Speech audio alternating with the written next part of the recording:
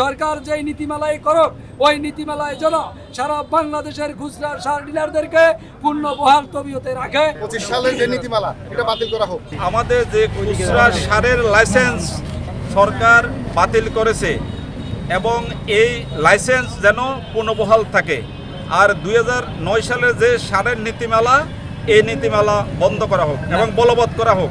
2009 সালের পূর্ব থেকেও আমরা এই খুচরা সার ডিলারগণ আমরা এই বাংলাদেশের 5 কোটি কৃষককে সার বীজ কীটনাশক দিয়ে তাদের পাশে বাকিতে নগদে বীজ উৎপাদনে আমরা সহায়তা করে আসতেছি এবং আমরা আজকের এই মানববন্ধনের উদাত্ত আহ্বান জানাবো সরকারের প্রতি।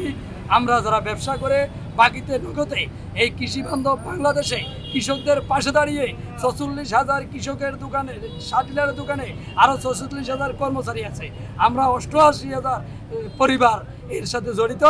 আমাদের এই ব্যবসা করতে গিয়ে ব্যাংক থেকে লক্ষ লক্ষ টাকা আমাদেরকে লোন নিতে হচ্ছে।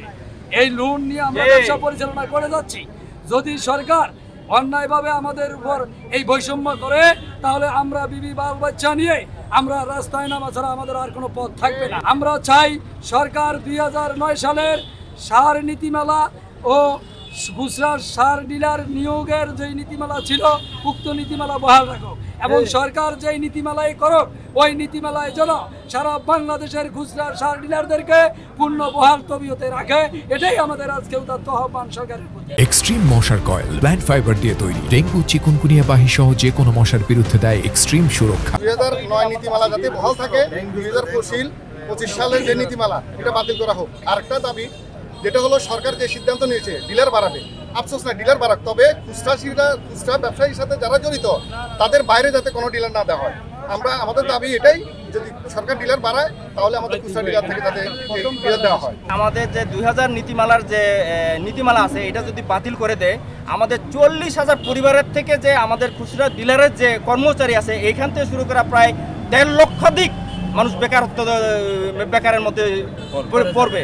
তো তাই আমি বলতে চাই যে 2009 সালের নীতিমালা পূর্ণবহাল রেখে 2025 সালে যে সরকার যে নীতিমালা প্রণয়ন করেছে সেটা যেন বাতিল করে 2009 সালের যে নীতিমালা এটা পূর্ণবহাল করার দাবি জানাচ্ছি।